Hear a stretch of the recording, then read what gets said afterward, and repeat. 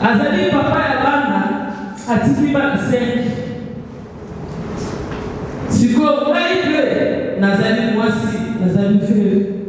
Nazali kusala bongo nazala te. Oh ngana tupiko bongo na bana.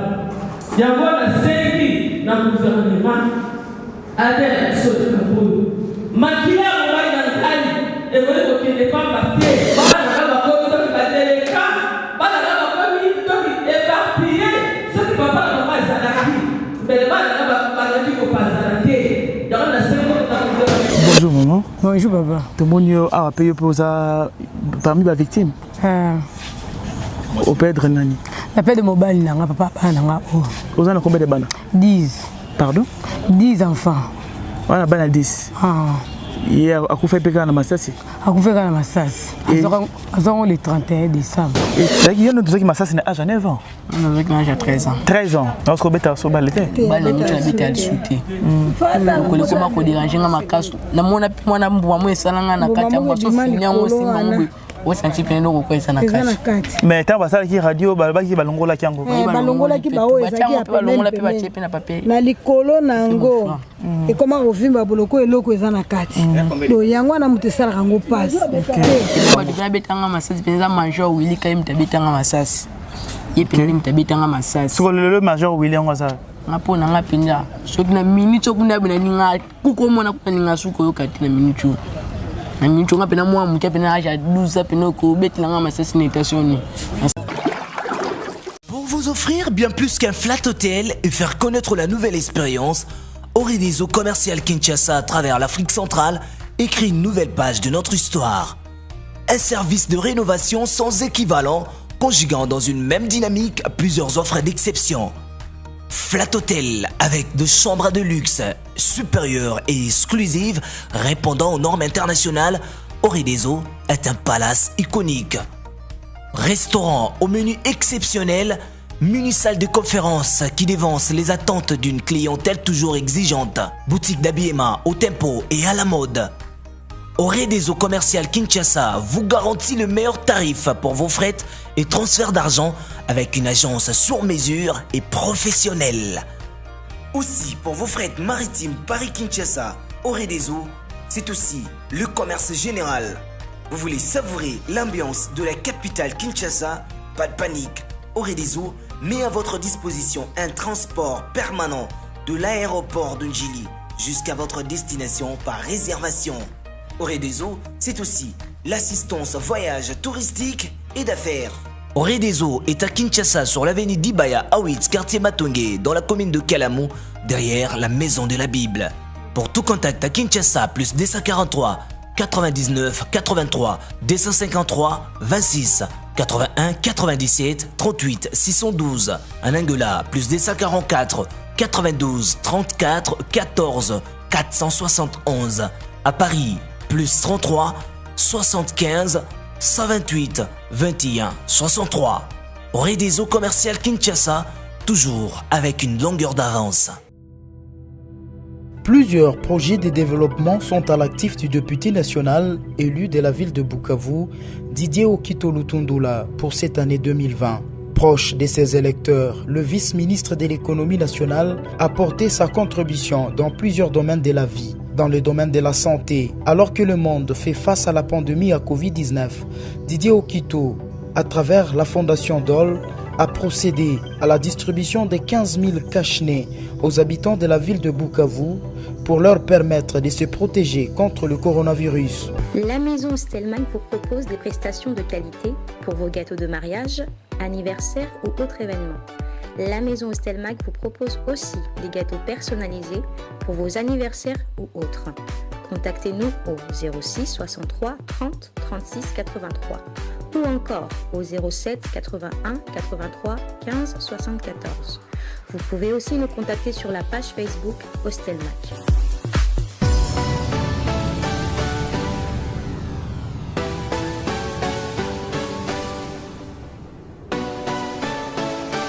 Mesdames, Mesdemoiselles et Messieurs, c'est avec un grand plaisir. Il y a Belé, il y a Rolanda Bisso, il y a Congo de télévision. Ce que vous avez remarqué, le décor a changé. Dans la conférence, vous avez organisé un collectif Bosembo qui est derrière moi. C'est un collectif où il réunit toutes les familles, il y a victimes et alternance. Donc depuis 2014 jusqu'en 2018. Donc les victimes, c'est l'atrocité ancien régime. Il y a Joseph Kabila Kabange. Il y a Sangani pour nous retrouver une solution à problème na bango pambate. Et les gars qui n'ont depuis 2014 jusqu'en 2018. Jusque la solution est atteinte. Il y a tellement de victimes. Boroyoka. Doléance, il y a une explication, il y a j'espère au moins que chacun a recomprendre la réalité, peut-être on va le découvrir ensemble. Suivez.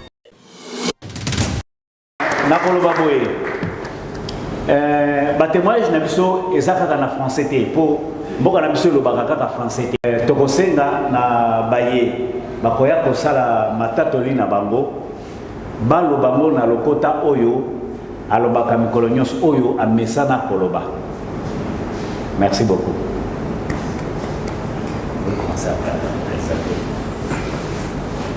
Janvier 2018.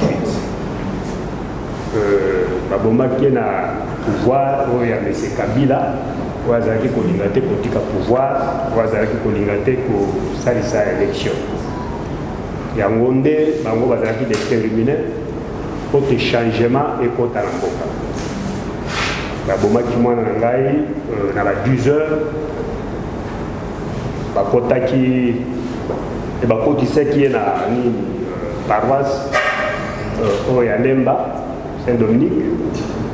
Alors mwana akufi après tozo sengande gouvernement et permettre biso et ça la justice pour toyeba pona nini babomaki bato na biso jusqu'à présent na kufeli mwana na joué eloko ata moko te tokotisi mikanda partout tobeti baporte partout mais blocage lokola bango nde bazalaki kaka na pouvoir jusqu'à présent bango nde bazalaki lokola tomoni changement ekoti même président actuel azalaki na matanga tozalaki nde na matanga bundaki na esika moko tobandi prédire ke lokola union sacrée zoya bakoka koyokama loba na biso justice esala po bana na biso bakokende bongo te azamwa na ngai liboso akufi kaka boye natangisi ye asilisi kelasi en tout cas vraiment nazala mawami mpe naza na kanga jusqu'à présent natambulaka soki namoni ata mutu wana Kabila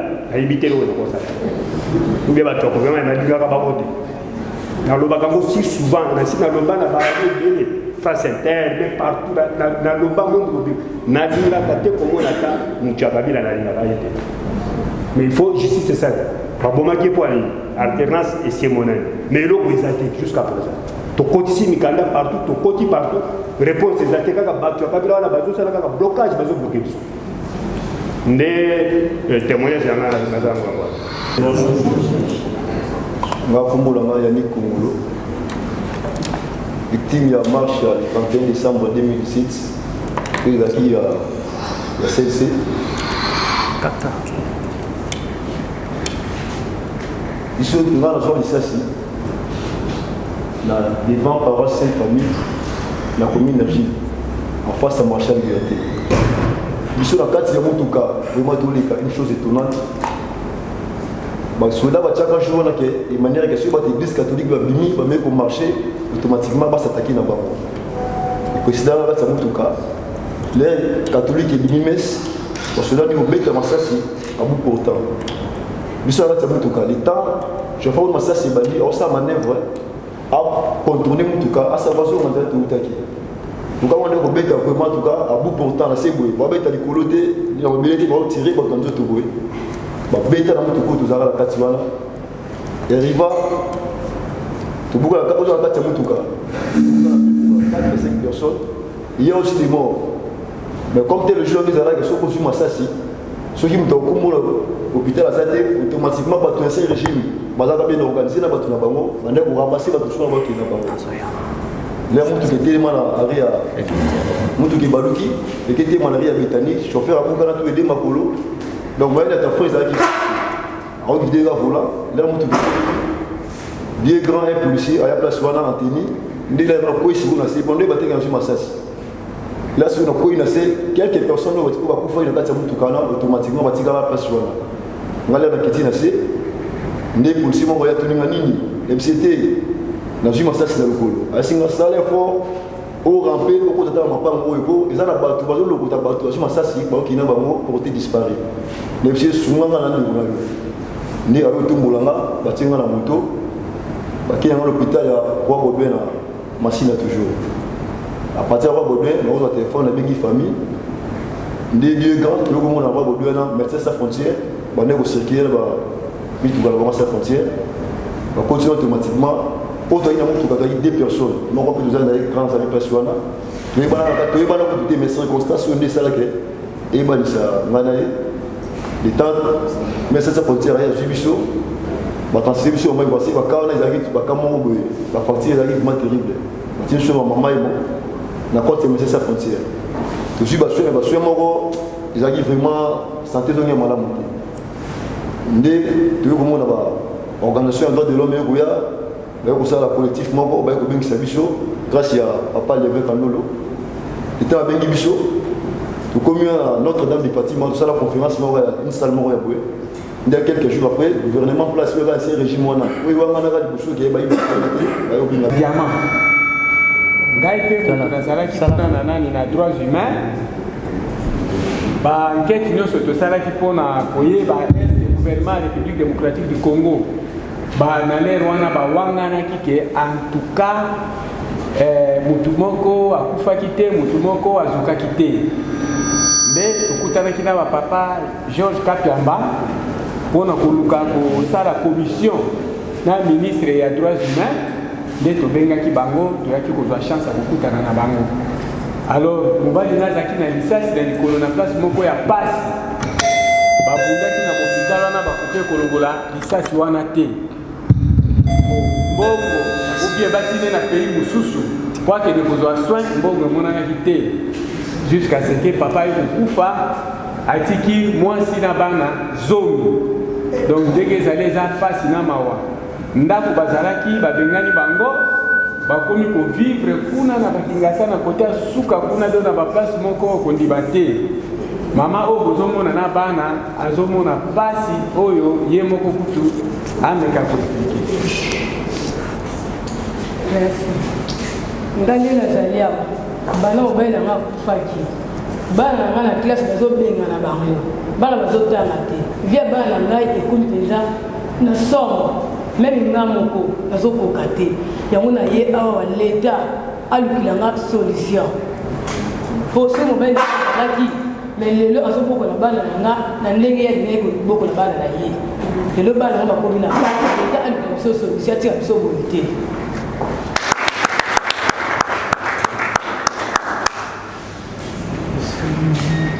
Maman a Benjamin.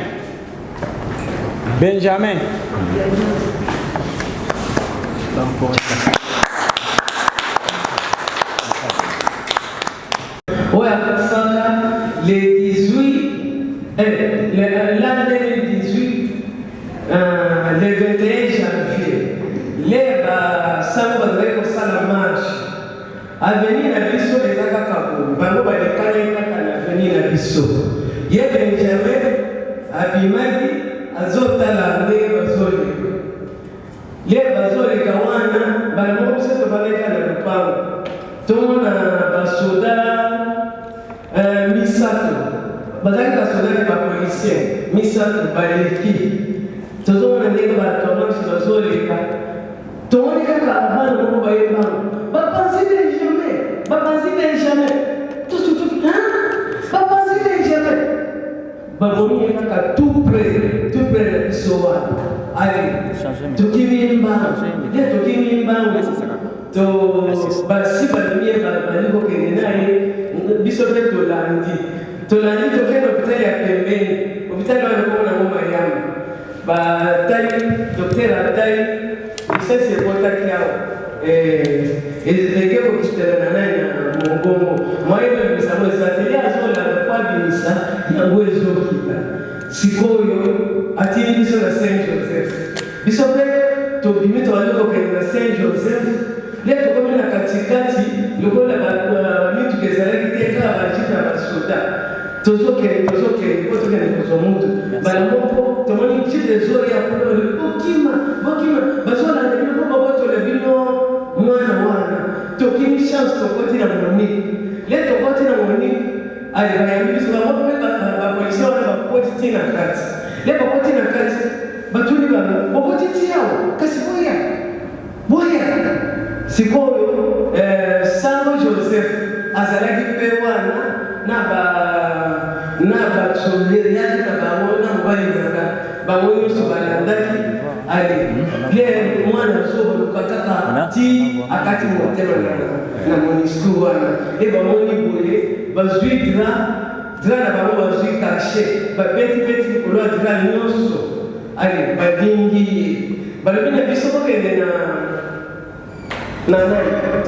hôpital ya na cinquantenaire tokei le tokomi kuna balobi awa te okende mama yemo le toke mama yemo tokotisi ye le tokoetani tolobi bakende kotala ebembe ndenge ezali baavanse klase ya bien po abeba te balobi kabila lobi soki ebembe ya moto nyonso akufi na masasi bameka kobimisa yango te totamboli toke gombe toke kotuna ndenge nini mwana na biso akufi mwana na classe finaliste asilisaki kaka na la 2018 wana le 15 décembre asalaki examen wana ekendeki na direction générale réponse eyaki na matanga esika tozalaki bana klase na bango baye na poudre baye kosope ezala mama bazali bape azalaki présente basopeli mwana nga poudre basopeli poudre balobi aza moloni sikoyo ndenge mwana nanga akufaki mwana avant asilisa ayeba misala azalaki manso azalaki carler ayebi misala ebele azali mpe koya kokandela nango mwana nga ya suka sikoyo yango tokotisaki mitanda ti epai ya george kapiamba tokendeki na bondanganda nyonso esika nyonso wana totamboli mpe nani papa oyo kabundu ayaka azwi biso toke cimetière fo kokende kolekisa biso esika bakondaki mwana wana bayaki bato ebele toke na bango bake kotala esika bakondaki le tozongi na ndako amplener bato ebele alobaka mwana oyo ndenge akufi boye ngai nazwi charge ya ntongo na ye ngango na kosala ntongo na ye ozomona banda wana alobaka ti lelo azonga te akomaka te toza na ye tukure kotena biso wana bongo sikoyo mwana na nga oyo akende kaka boye yango nazosenga justice asala po mwana alingaki abikisa ngai abanda kosala misala ya mike mwana na ngai ya suka naza na mingi ya koloba te na suki wana en 2018 mobali na ngai azali artiste comédien na bandaki bato oyo bayebi ye mobali na ngai azwaki masasi babetaka ye masasi jour ezalaka ya marche babeti ye ekoti ye awa ebaki ye vesi ebimi awa mobali na ngai akwelaki leki na ye akende ye na sibe batraite ye ti esili changement ezalaki te mobali azolela kaka pasi abi soki botiki ngai na kokufa baleki na ye bazwi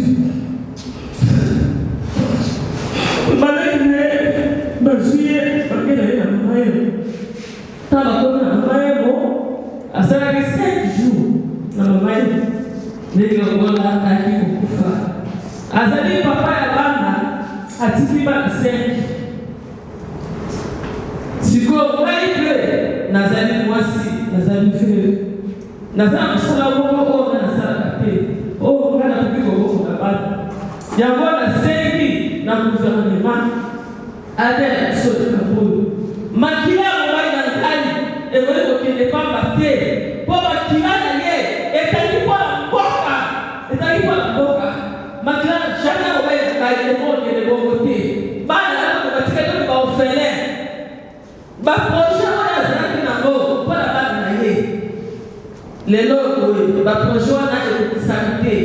Bana la ba ko to ba teleka. Bana la ba ko mi to éparpillé. Ce qui papa na mama zalaki. Mais bana la ba la ko pas santé. Dans la seconde dans le gouvernement. Na sema na Félix, para maman Denise. O sadi mama, yo ko tala pasi. Lelo sadi papa kufi. Atiki ko mwasi ko kidabana. Donc le passe dans le ndia kwa saraka. Ya mwana sadi ko seka na papa ayote na biso, asunga biso. Totapoli ya bikana ekoti. Mais tozoma na suite moko. Bango nyoso bazalaki awa toza toyoka makambo mosusu oyo nakanisi mai ya biso engai kotaka biso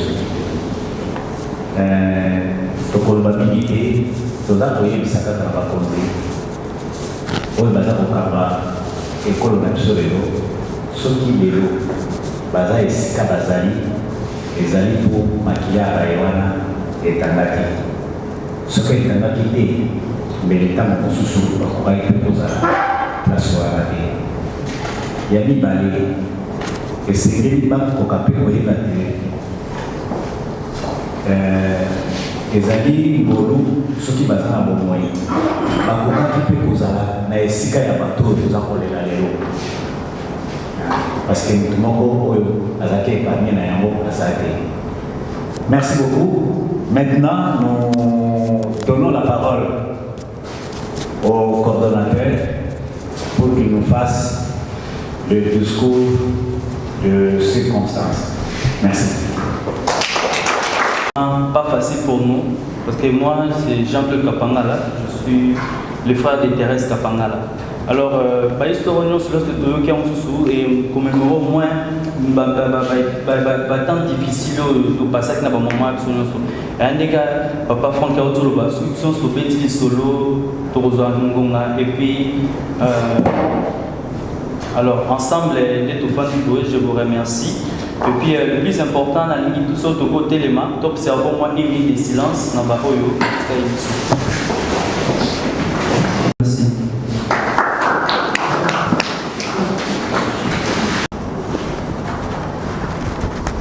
Mesdames et messieurs, chefs de délégation, ambassadeurs, distingués invités, bonjour.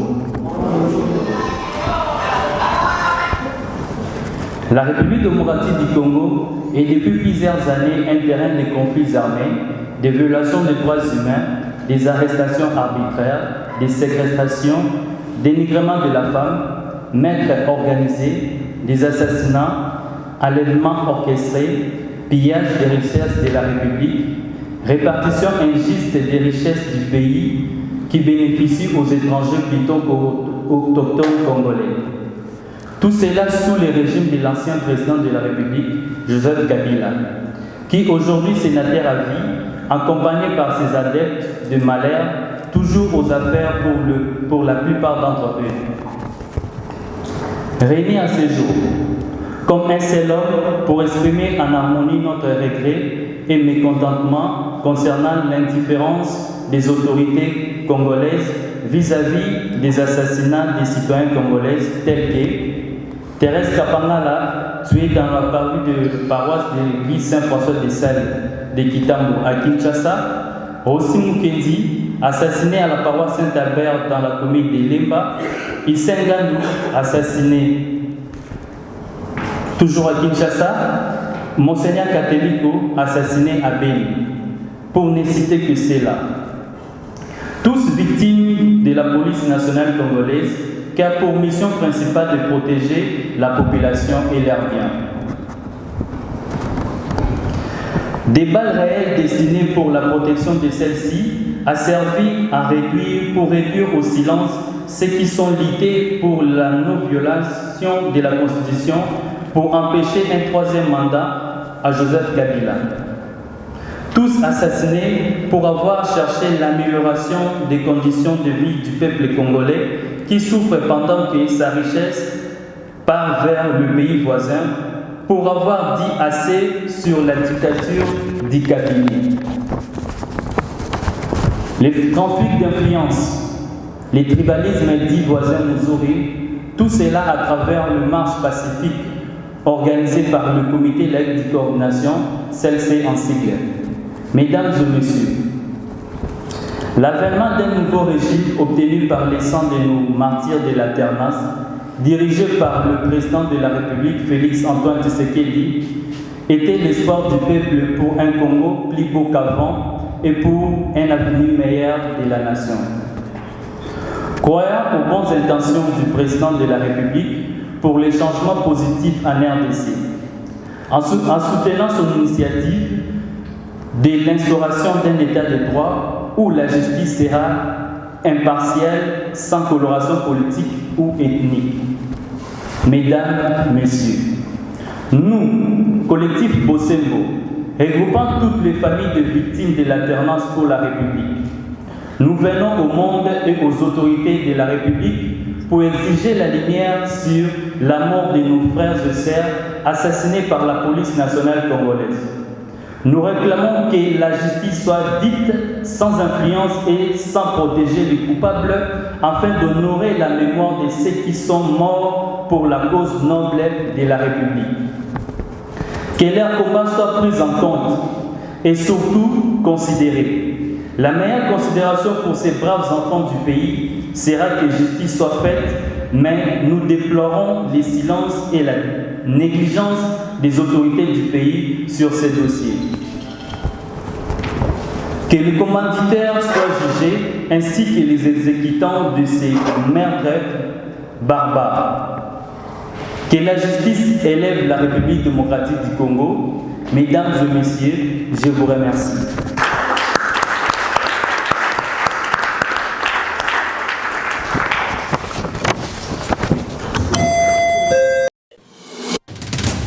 Ndeko. Bonjour, Tomoni vous participé à la conférence ya collectif Bosembo. Tolandi témoignage na yo en ce qui concerne bal na yo Zwaka, ou tiki football et tout. Mais en fait procédure ni Holanda qui par exemple pour essayer que soit réparation. Bon procédure c'est là que tant na Zwaki bal yana ba esenga ki batika ana nini akankokolo. Batika na kankokolo pe lokwa pe famille azali musika ngamona azali kana na bambongo na ngande na depassa bambongo ndo bambongo tu nazali na ngona depassa ngwaki bazo na premier soin après famille de soins yakinde Holanda makambo ezali na sima nesiko na ba démarche na biso na ba démarche papa kandolo nde bando sala salama de ma démarche monde to vanda kiboye to kika bengi biso na téléphone abité faut passer na nini na centre diamant na benga bino na téléphone nani secrétaire nani ya nani ministre des droits humains. OK yemta benga biso da soto kenda kuna azo biso en charge.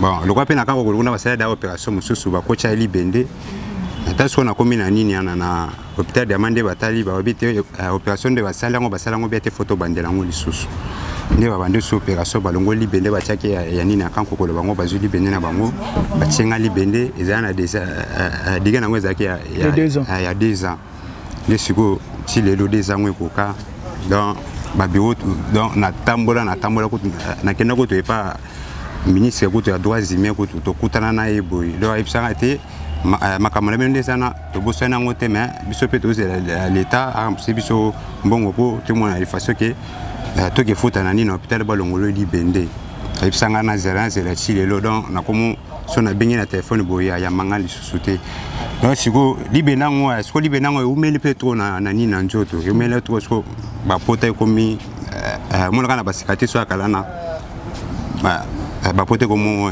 et comme go fongama comme fongama ka yango mongo donc ndina boye ka bon o se be otala nga po moni nga la tipila mado so na longoli bilamba boye kutu o totala nga te nde ba pote zo kitsa ba mai na zo ka susente côté manande ko na telemi boye ata pasima pamba ko ata pasima ko na kenda pasima boye bon kutu akena ngo pasima zala te ba pota ona sokola onga moko donc pasi bisoto mona ka yango wana yango ande siko to senga na gouvernement kaka atela biso makambo nesinga ndena boye naza ku joueur makolo nde esala ki nga nazala na mwasi na bana mibali banda makamona foye na ngai panzana mwasa zunga chez bango akina na bana ngapi na tikala kandi na boye na tika kuna na panda kuna ndako ya nini ya masana ngandi inde mtoto zana yiwana inde mtoto akadringa amo ya sune logo te bon elo na singa na gouvernement ka ezala ki asunga pe na balongola na libendo kuna ko momona pas si fort surtout ceux qui mali les alliés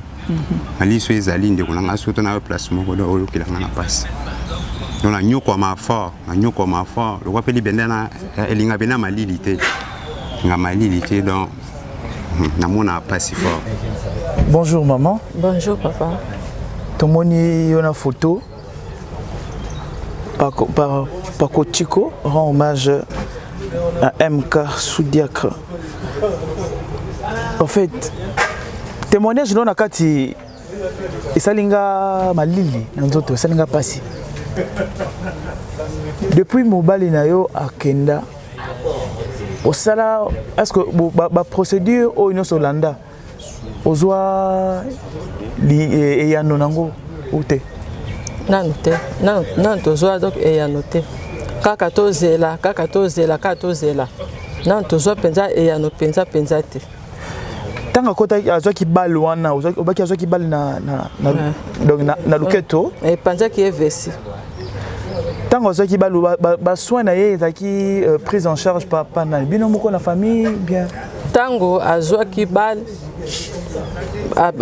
de premier soin nano ezalaki ya biso moko famille ba traitaki na Sibé donc ça ne va pas bakena kankokolo babi ke okana biso te kaya mama yemo avandi na mama yemo donc baleki na yemo ko bato basalaki donc makambu nyonso nde basalaki opération makambu nyonso na sima na ngonde allez donc médecin donc sans frontière baiki nde ko bima wana suko donc na sima wa biso to salaki donc ba makambu nyonso bango suko nde baende ko bima nde na sima pe na bakisi oya bango na banja ke seleka kata musuto 3 jours pamba po bakisi mususu ebana ko zala bango bakisi mususu to ya ko soma ngo libanda soki bango bazana ngo te biso to soma ngo donc na libanda donc ezala kinde bongo donc pendant ce temps là parce que gouvernement il y a régime akabile banako wanga na ba meurtre oyo et ba bango makamone zakite mutakufa kite ye azaki olu azaki comédien artiste comédien azaki na groupe nini ye a travaillé na Ngalfana Lokuli na Lokuli après ça a capé au sala donc groupe na yemoko c'est quoi la minute oyo famille donc bana et tout bana niveau ni donc famille donc bana donc nangai donc tozonga epa na biso na kata lopango na biso nga nazali mama nafanaki na mobali na nga na kati ya ndaku lelo boye nakomi kolala na salon donc na bana esika moko donc valeur na ngai donc eza lisusu te bana na ngai donc baza ko souffrir donc lisungi malamu ezali te bana il fallait que donc ba continuer donc ba classe moyen donc bana ba continuer classe eza lisusu te po nini ke papa na bango azali te papa nda azalaki nde ko gâter bana na ye ngai mama naza na possibilité te lokana ndenge na telemi boy donc ande na telemi boy naza na possibilité te naza na motu te oke nga na kobeta porte ke sunga ngai azali te tala moto lokola nga mama lokola nga nalaka donc na salon tout le monde donc ezali passe donc senga donc na gouvernement ata la biso makambo yo mobile nanga azaki moto donc wa yebana ki donc mokili donc monde entier bayebi mobile oyo boy bayebi lelo boy donc tanga donc moi sinaye donc ndenge na komi bana kutu koloba te bana moya donc bakende classe donc ezalité bana misusu basi classe mais donc moya ba continuer ezalité pour te makoki ezalité. Bonjour maman. Bonjour papa. Tomonio a payé pour ça parmi les victimes. Au perdre nani. La paix de mobile nanga papa nanga. Vous en combien de bana? 10. Pardon? 10 enfants. Voilà bana 10. Hier, à quoi fait pékin à Massassi? À quoi fait à Massassi? Le 31 décembre. Et jusque-là, gouvernement, solution? Non, non, mon agout d'attaque 50 fois au Yabangote. Vous savez, on a survivre. Non, on y a comme un abana. Nous sommes moi la boy. Babengani na classe. Aïe, le babengani. abi mama baninga omona kata papa bango bayezongisa bango bafuti bango bambo ngai papa azate siko na osala ndeni namoni ke mwana comment pesa ndeti mwana nga mata mwana ndenge akondi susi na bi mwana nga vano kaka mpo na moi na nga pesa na ozila mbongo te nakosala kindumba te nakoki yiba te mpo na bafuti no minerval tinde moi ndenge mwana nga ndenge avandi boye na ndenge leye babengi biso nde toye boye yo nayebisa mama Denise aza mama tala ajo nga naza nango na bano naza na bango naokoka te nakoki koyiba ti so lebi nayibi leta akondane ka ngai mamu ye moko leta alukilanga solution pour na bokola bana oyo même esika tovanda balanda bana nga maloba mais epa banga zalaki tofutela ndako bakolanda bana maloba te bana pe na classe bakobenga na bango te bakolela pe nzala te mais lelo bana nga baonyokama yo na ye mama Denise ndenga azomona nga boye alukilanga solution vraiment asunga nga pour na moni pesa na okele te pour na ba famille so okele yo sengi le ba olanda ka bana maloba yango mona ye moko papa Félix amona alukila biso solution esika ni oya ko tia biso tova na bana po na ngamoko na ko futela ndako te classe kuta ngo na okoka te bongo ya futela ndako na ozwa wapi yo na ye asunga biso po minga koloba eza na ngote na minute ozo fanda na ofanda papa parent na kimbanteki OK kimbate do vanda kurezate bana même kuto TV oyo ba mona ngote po mona ngo ba kina ndako baninga ba benga na bango ndeti ya salaire médical baobengana mwana lelo afai na ndako kaka kovanda na ndako boye ide koyileka mpe akesala kindumba mwana nga zizemi siko charge na susu na yango eria suka mpe pasi kaka mpe lokola mpa na nga yango naosenga kaka président alukela biso solution mpona bana na okoka te. Bonjour David. Bonjour. Ça va? Ça va bien. David, il y a notre qui m'a assassiné à 9 ans. On avait l'âge à 13 ans. 13 ans, ok. Et en fait, qu'est-ce qui s'était passé? Au Bimari Ndengeni ne peut se retrouver dans Massas Nanzoto. Qui n'a pas un bichot tout le bout de te faire une racha palais. On a vu ça, moi, ça m'a qui bloque. Ça n'a qu'à t'en on a Massas le 21 janvier 2018. Massas, c'est pendant que bête à par pied. Donc, on a mis bloc encore pour peser à ciment. Ya douche ya lupan na lobité bimo sani ko sukuma boko dia biloko ko bima bimpe na no sokola no kipe ba lo kwelo ko coachinga kwa wana uzaka na kata lupango na bino na kata lupango loko kwa coachinga kwa tonga na tamboli na ngapi na sensibilité na tamboli na kebi na benda lokolo ko lebenda na tengo ko kuya na kuyi na gangi ne ba koko na biso ba ina ba ya biso mbala na beba tomboli ngai bakeka no hôpital na biso pemene ingénieur wana ingénieur pe baika basenga soin passement au monde peka bien te batongi tongi bon me makile senye ka belé bako me samba kisi batonga boyote bokene mama yembo moi permis tout capé na mito permis tout capé zate ba moto ka zo ka ba jipa ba policier prince mbutu ne moto ka te ba ne kana lopango wana pasana kina mtu kana e carburant pe za kité dès que ba to kochana na ko kuna biso na yanga mibali ba meminga ka wana yokoma na nini na kanko kula kanko babi o grave na bangote yokeni mama yembo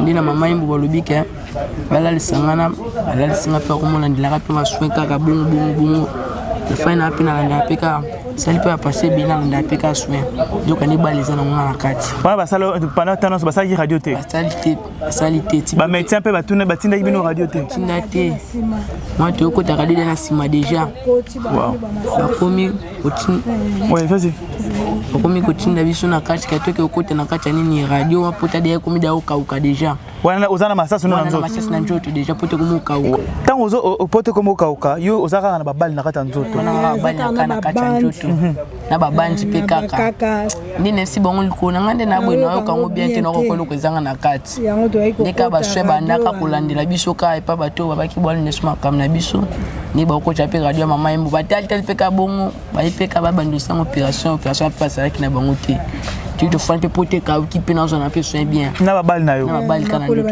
si makuli komi ka mo otenga ma to zipe pote pe ka ki na ngo papa so pe wa papa so na maso na voyage. OK. Ndi ba eko ya wana pe ba ebi pe ka mwana bino zoki masasi boye na boye pe si ba koma kolandela ngai aninga te pe ko bima pe to ngombe zonga pe ndako pe na tamboli na ngai pe bien mais na koma ko loko e déranger na kati na fanda bino ko loko e tambola ngai sani mo pota pe bima mais si bon loko na ngonda bino ka ngo bien te nde bato babaki baolandesima kama na biso te tokenda nini na hôpital ya diama nde na diama toyai tokende wana batalingo bakotinga kaka liwa bilisasi eza na kati basalingo opération mais ti sikoyo na minute oyo naoka lokona ngo esala bien te ande nabi na jouer na beta ya bale naoka lokona ande bisala ya bien te naokobeta so bale te bale na minute na beta ya lisu te lokolo ekoma koderange nga makasi namona mpe mwana mbuma mo esalanga na kati ya mbwa so fini yango osimba ngo boye osanti mpe ndoko kwa eza na kati mais ntango basalaki radio balobaki balongolaki yango balongolaki baoyo ezalaki ya pemene na likolo na yango ekoma kovimba boloko eloko eza na kati do yango wana moto esalaka yango pasi te.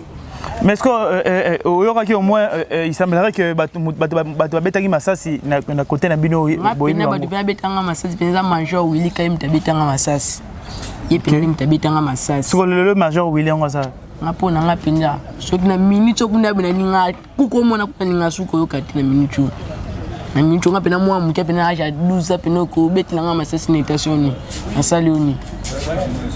na sali opena nini likwa ba marche ba kabila ba sango makambo ti sukonde na bwe tsa tala likolo na ngana na lela ka foni na tala likolo na bwe amcholo ko nanga tikana defu omuna baningo bo bando kebete na bali bango dia ba komi dia mata deja menga na tikana beta suti na fanda kuna pale amcholo pe mapara na peza te yango to ya ka mke babenga biso so boye webo fanji babengi bino mwana kaka. OK, merci beaucoup.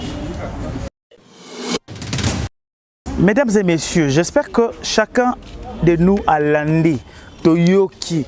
Il y a eu des témoignages, personnellement, et ça a froid au dos. Les témoignages, au sens où tu vas te poser la question, est-ce que nous vivons dans une nation ou dans une jungle? Et ça passe, il y a que tu as la capacité à nuire semblable à biso, ba compatriotes locaux la biso ba congolais, des gens où tu as normalement la responsabilité de protéger, mais tu as exposé bango pire on dirait to bomabanyama. Ça fait très mal. J'espère que moko à suivre ba doléance pe ba besoin de chaque victime azanango. Ceux qui ndenge bozali wana olandi, ceux qui moteme sali yo passé. Par rapport au Yoyoki, j'espère au moins ça l'a bien le sungi na collectif Oyo Sangisa. Plusieurs personnes, au moins plus de 100 personnes, plus de 100 victimes au bazar na kata collectif Oyo. Plusieurs familles va se réunir, au moins entre Bango va se soutenir parce que le gouvernement jusque là, ils ont fait sa solution morotée. Parce que le gouvernement jusque là et puis si Bango lumière morotée par rapport à la situation na bango, mais ensemble une initiative à Osangana pour chercher des voies et moyens pour remédier à problème au bazar nango. So yombo o landangai. Message à Moko. Il y a un Moko congolais touché yo. Si tu veux réagir, n'hésitez pas. Contactez Congo Mokili Télévision. Contactez Congo Mokili Télévision. De notre part, nous essaierons de faire parvenir le message dans le collectif Bosembo. Nous disons un grand merci à vous parce que vous êtes là tout le temps à nous suivre. Partout dans le monde, vous nous suivez. Nous disons un grand merci à William Luzolo. Un grand merci à Roger Likombe depuis Genève. Un grand merci à Christelle Luzo depuis Toulouse. Un grand merci à Adrien Touzeo depuis Birmingham. Donc nous disons un grand merci à tous ces gens-là et à vous qui nous cessez de nous suivre et de suggérer des choses. Je dis un grand merci, mesdames et messieurs, à l'équipe technique de Congo Moki de télévision, spécialement celui qui est derrière la caméra, Valeur Massamba, sans oublier Imak Makengo, Sings Essele et surtout Yemoko Caprice Kilo de management. Nous disons un grand merci. Sans oublier à tous ceux qui sont là juste à côté. Je dis un grand merci à John Boulungu qui est à côté. Nous disons un grand merci. Et surtout, nous disons déjà merci d'avance à ceux-là qui ont entendu l'appel du collectif Bosembo. Merci, Shukrani. Plusieurs projets de développement sont à l'actif du député national élu de la ville de Bukavu, Didier Okito Lutundula, pour cette année 2020. Proche de ses électeurs, le vice-ministre de l'économie nationale a porté sa contribution dans plusieurs domaines de la vie. Dans le domaine de la santé, alors que le monde fait face à la pandémie à Covid-19, Didier Okito, à travers la Fondation Dole, a procédé à la distribution de 15 000 cache-nez aux habitants de la ville de Bukavu pour leur permettre de se protéger contre le coronavirus. Il a également organisé plusieurs séances de sensibilisation contre cette pandémie. Des outils aratoires ont été distribués aux habitants dans le 56 avenue et des séances d'évacuation des déchets ont été organisées dans différents marchés de Bukavu. Dans le domaine social, la Fondation Didier Okito a apporté son assistance aux victimes de plusieurs cas d'incendie enregistrés dans la ville de Bukavu. Ces de Nyamugo et de Founou n'ont pas été oubliés. Au chapitre des infrastructures, le pont Wesha reliant la commune de Bagira à celle de Kadutu a été construit. À cela s'ajoute le pont Rukumbuka reliant Igoki à Nyamiera, le pont reliant l'avenue Tchaï et l'avenue Igoki, ainsi que le pont reliant le camp Bien-Aimé à Essence Major Vangou. L'escalier de l'avenue de l'hôpital général a été également construit. Didier Okito a également apporté sa contribution dans la lutte contre l'insécurité à Bukavu avec l'installation de projecteurs solaires dans plusieurs coins de Moungu et de Nyamugo, quartier théâtre de l'insécurité, pour permettre à la population d'avoir accès à l'eau potable. Le vice-ministre de l'économie nationale et patron de la fondation Okito a également construit des bornes fontaines à Kalingira, dans la commune de Bagira. La belle femme ne peut donner que ce qu'elle a. Didier Okito a apporté une fois de plus sa pierre dans le développement de la province du Sud Kivu.